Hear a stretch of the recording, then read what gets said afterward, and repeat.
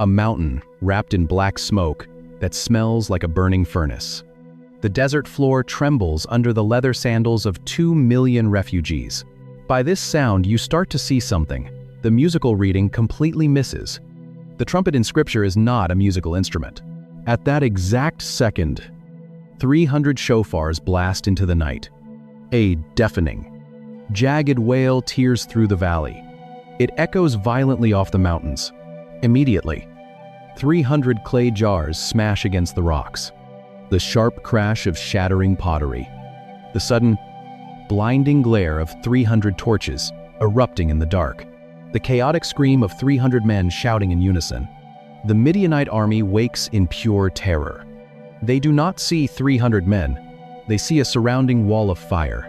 They hear the terrifying teruah, the rapid, chaotic blast of a massive phantom army. The noise vibrates in their teeth. The sudden light burns their eyes. Panic completely consumes the camp. Men stumble out of their tents. They draw their swords in the dark. They swing blindly at the shadows. They slaughter each other in the dirt. Gideon's men do not swing a single blade. They just stand on the ridge. They hold the fire. They blow the horns. The shofar is not a call to fight. It is a declaration that the fight is already won.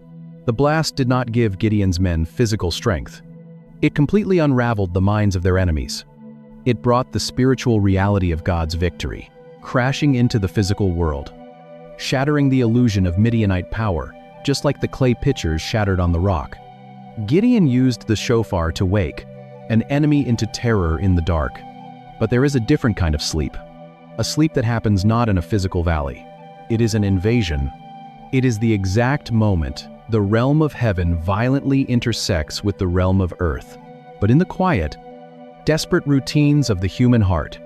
And the trumpet is still sounding.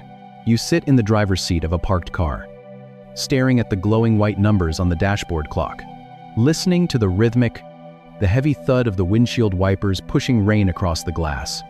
You are awake, but you are completely asleep. The modern world is deafening. It is a relentless, overlapping chorus of silver trumpets, the Hatzotzra, the manufactured horns of human management, blowing constantly to organize your anxiety, to dictate your schedule, to tell you when to move, when to consume, and when to panic. You hear the sharp ping of a notification in your pocket. You hear the endless, polished noise of an economy demanding your attention. And over time, is that constant, metallic noise creates a profound spiritual anesthesia. The tragedy of the modern believer is that we have mistaken the silver trumpets for the voice of God. We let the manufactured alarms of our culture dictate our fears. We wake up terrified of the news cycle, exhausted by our debts, and hollowed out by the constant demand to perform. We are marching to the rhythm of an earthly kingdom, completely oblivious to the fact that the sky above us is armed and ready. You go through the motions of your faith, you read the texts, you sing the songs. The question is why this specific sound carries so much weight. And the answer changes how you read everything from the book of Exodus. You drink the stale coffee in the church foyer, but the sky feels like heavy iron. The reality of God feels more like a theological concept than a terrifying, beautiful presence. This is the sleep of the Jezreel Valley. It is the slumber of a soul that has forgotten the staggering weight of the spiritual realm hovering just inches above the physical world. The numbness is not a lack of discipline. It is the symptom of a missing blast. What you need in that parked car, in that quiet room, in the exhausting routine of a Wednesday afternoon, is not another silver trumpet giving you a list of tasks. You need the teruah. You need the raw, unpolished, bone-rattling wail of a ram's horn to shatter the clay pitchers you have built around your life. You need a holy disruption. When the shofar blows in the ancient texts, it never asks for permission. It does not politely suggest that the Israelites adjust their calendar. It violently halts the economy, breaks the stone walls, and forces the listener to realize that they are not the ones controlling the timeline. If you listen closely, you can hear that same blast echoing through the letters, of the New Testament. The writers were not just remembering the dust of Jericho or the dark valleys of the Judges. They were listening for something else. Because the trumpet did not stop sounding in the ancient desert. It moved into the future, to the final chapters of Revelation. To feel the weight of this story, you have to stand at the base of that terrifying mountain. It shifted from a memory to a promise. And it was waiting for a man exiled on a prison island, staring out at the violent, crashing waves of the Aegean Sea, about to hear a sound that would rip the veil off the universe. An old man kneels on the jagged black rock of a prison island. The Aegean Sea crashes violently against the cliffs below, throwing freezing salt water into the air. His clothes are stiff with dried sea salt. His bones ache with the damp. Heavy cold of imperial exile. Revelation chapter 1. Verse 10. The Apostle John is trapped on Patmos. The early church is bleeding. The Roman Empire is tightening its iron grip on the throat of the world, demanding worship, crushing dissent. And then, John writes, "Something happens. I was in the Spirit on the Lord's day, and I heard behind me a loud voice like a trumpet." He physically turns around to see the voice that is speaking to him, but the sound that hits him before he even sees the blinding light of the Son of Man is not a whisper. The word John drags his pen across the parchment to write is the Greek salpinx, in the Greco-Roman world that John inhabited. The salpinx was a long, straight bronze tube fitted with a bone mouthpiece. It is the 3rd month after the Israelites walked out of Egypt. They know the sharp crack of the overseer's whip. It was the defining instrument of the Roman legions. It was never used in a civilian orchestra. It was used exclusively on the battlefield. Its blast was designed to cut through the chaotic screams of dying men and the clash of iron shields, signaling the cavalry to charge. It was the deafening sound that announced a conquering Caesar stepping into a subjugated city. The salpinx is the Greek heir to the Hebrew shofar, and it is the exact same word the Apostle Paul uses when writing to a confused, terrified church in 1 Corinthians 15. Verse 51. Paul tells them that death is not the end of the story. We shall not all sleep, but we shall all be changed. In a moment, in the twinkling of an eye, at the last salpinx. That single word changes everything about the voice John hears on the island. When the resurrected Christ finally speaks from heaven, he does not speak in a gentle breeze. He speaks with the blast of a war horn. The voice of Jesus is not a comforting melody. It is a military command. The mountain shook at Sinai, and a covenant descended. The walls shattered at Jericho, and a fortress fell. The jars broke in Jezreel, and an army scattered. And on Patmos, the voice of the king himself becomes the horn. The sound that brought down the walls of Canaan is the exact same sound. They know the heavy, rhythmic thud of Egyptian chariot wheels in the sand, but they have never heard anything like this, that will finally bring down the veil between heaven and earth. But there is a massive detail hiding in Paul's letter to Corinth, a single adjective that completely shifts the timeline of human history. Paul does not just say, "a trumpet will sound." He explicitly calls it the last trumpet, which forces you to ask a terrifying question. If this blast is the final one, what exactly is it finishing? When the Apostle Paul dictates the words of 1 Corinthians 15, his scribe drags a reed pen across rough papyrus, leaving thick black ink that carries a massive chronological weight. Paul specifically calls the event the last trumpet. You do not use the word last unless you are completing a sequence. If a trumpet sounds at the end of human history to wake the dead, it implies that the blast is not an isolated event. It is the final note of a cosmic pattern that began thousands of years earlier. In the burning sand of the Sinai desert, rabbis in the 1st century taught a profound tradition about the ram caught by its horns. In the thicket on Mount Moriah, the ram that took Isaac's place on the altar. They believed that the left horn of that ram was blown at Mount Sinai to announce the law to Moses, and they taught that the right horn, the larger horn, was being held in reserve. God tells Moses to set a strict boundary around Mount Sinai. If a man touches the rock, he dies. If an animal brushes against it, it dies. It would be blown in the days of the Messiah to gather the exiles from the corners of the earth. Paul, a brilliant Pharisee trained under the elite rabbi Gamaliel, knew this theological architecture intimately. He understood the sequence of the divine blasts. When he writes his first letter to the young church in Thessalonica, he says the Lord himself will descend from heaven with a cry of command, with the voice of an archangel, and with the sound of the trumpet of God. Notice the precise grammar. He does not say a trumpet. He says the trumpet. The last trumpet is not a new sound. It is the completion of an ancient sentence. Every time the horn blew in the Old Testament, it was a localized rehearsal. The collapse of the massive limestone walls at Jericho was a rehearsal for the collapse of every arrogant earthly empire.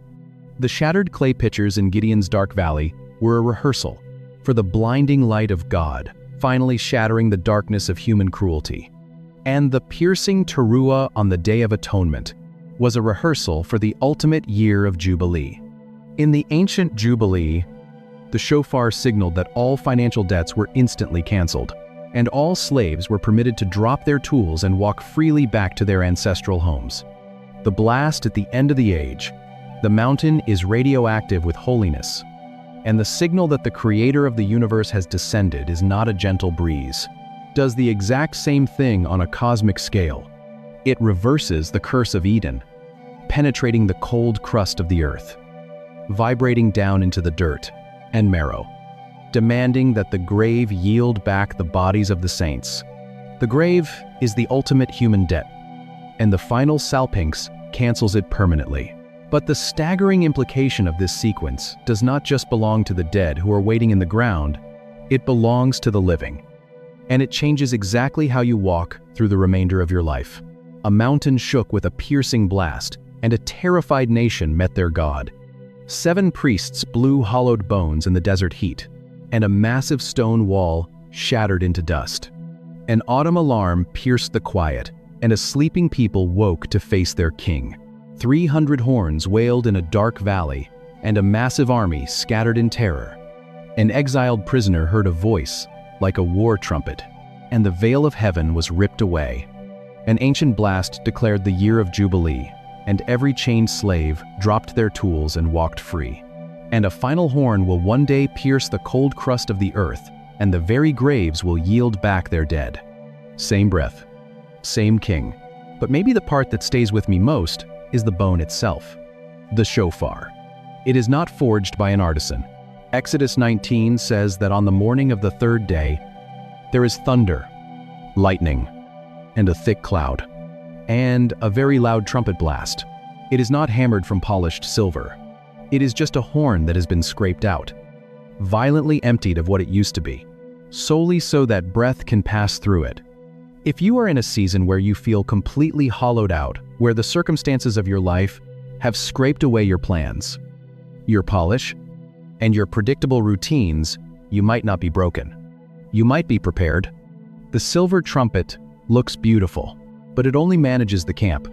It takes a hollowed-out piece of bone to bring down a fortress. The emptiness you are feeling right now is not a failure.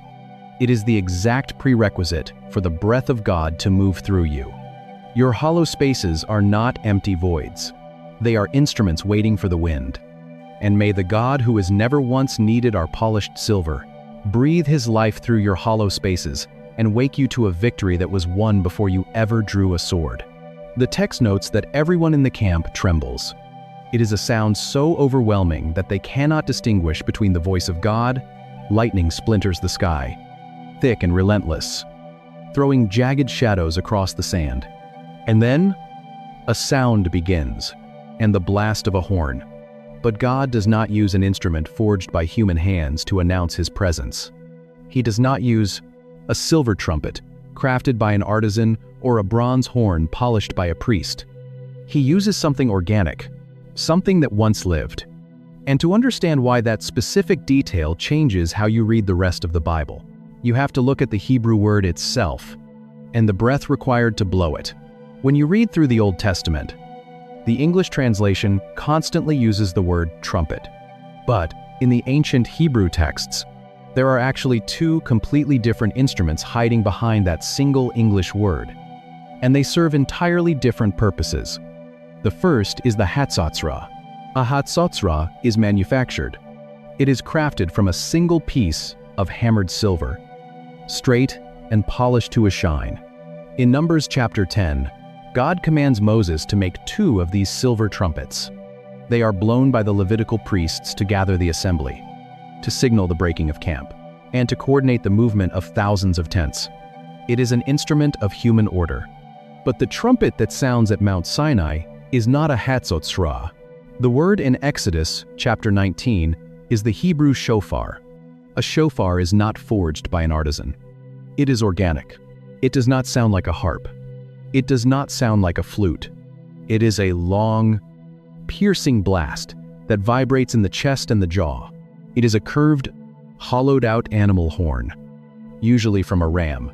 The root of the word comes from the Hebrew shapar, which means to incise, to scrape out, or to hollow. It is bone that has been violently emptied so that breath can pass through it. You cannot tune a shofar. You press your lips to the jagged, unpolished mouthpiece. Force air from deep in your lungs, and whatever raw, guttural wail comes out is the note you get. It does not sound like music. It sounds like a desperate cry. It vibrates the teeth of the one blowing it. The silver trumpet is a tool for human management. The shofar is an announcement of divine disruption. To blow a shofar is to take human breath, ruach, the very word used for the wind, or the Spirit of God, and force it through the remains of a sacrificed animal.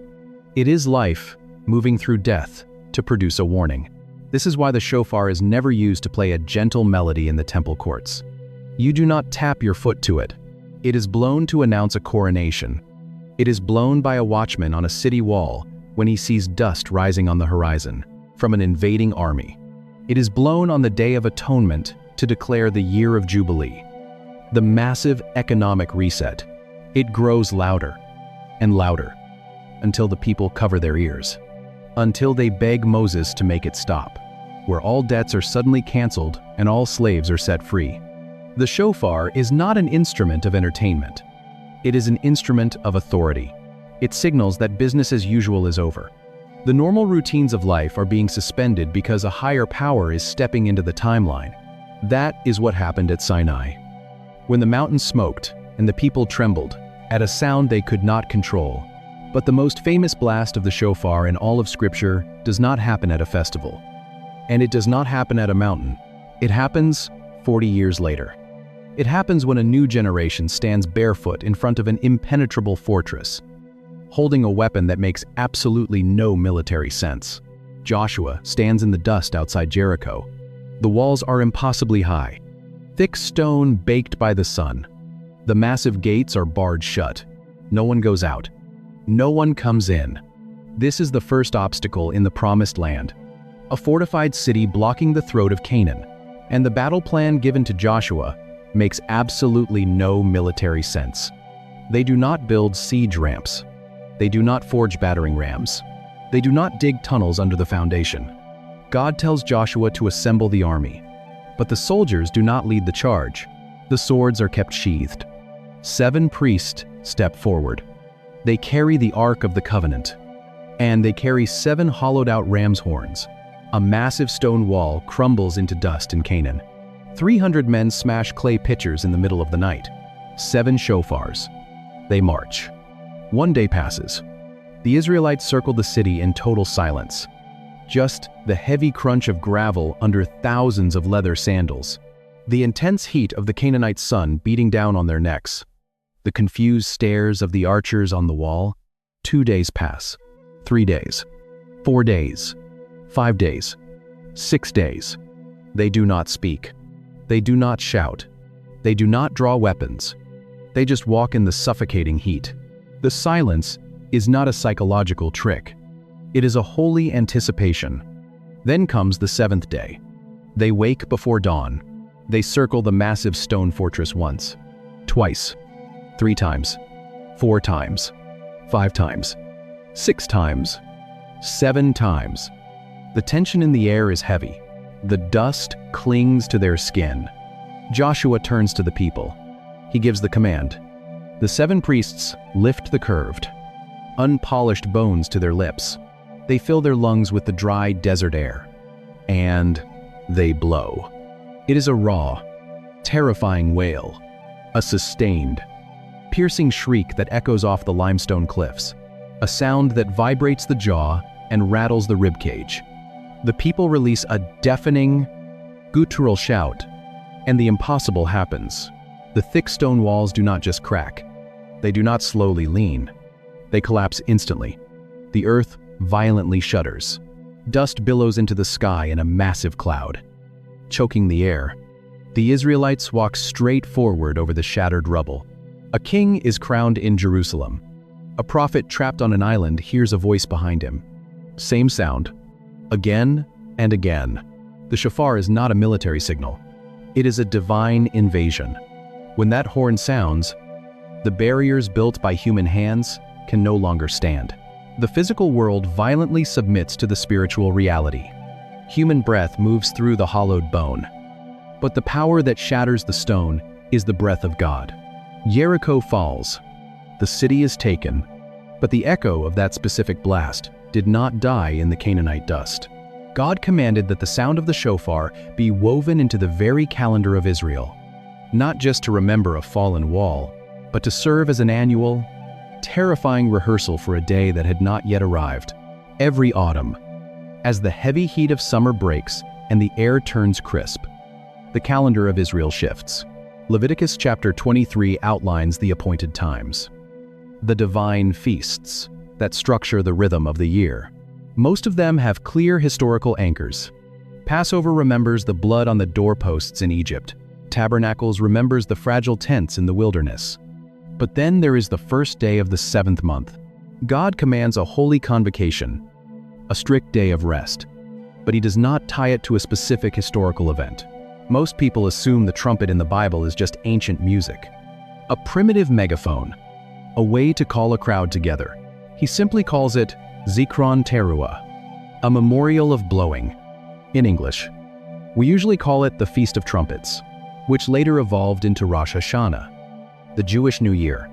But the name hiding in the original text is Yom Teruah. The word for the blast itself is the Hebrew teruah. It does not just mean a loud noise. The root carries the idea of an alarm, a battle cry, or a sudden, chaotic shout. When a shofar is blown on this specific day, there are different patterns of notes. One is a long, single wail, but the teruah is a rapid succession of 9 short, staccato blasts. It sounds like weeping. It sounds like a human breaking down in tears. It is a fragmented, urgent, shivering sound that vibrates in the chest of anyone who hears it.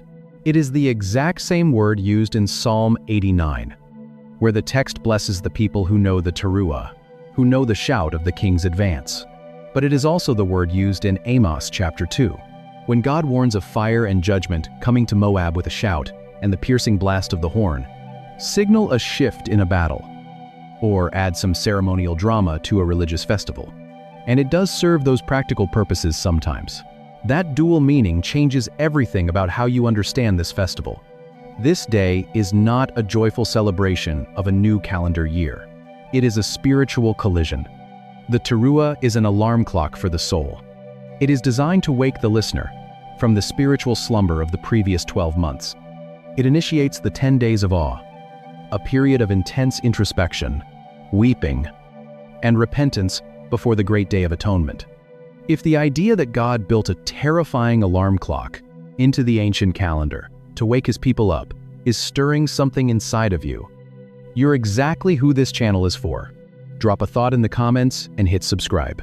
Because every week we go deeper into the text than you knew was possible. So, the blast of the horn forces the people to stop. The shops close.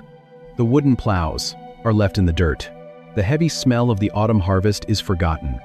The normal, predictable rhythm of commerce and survival completely freezes.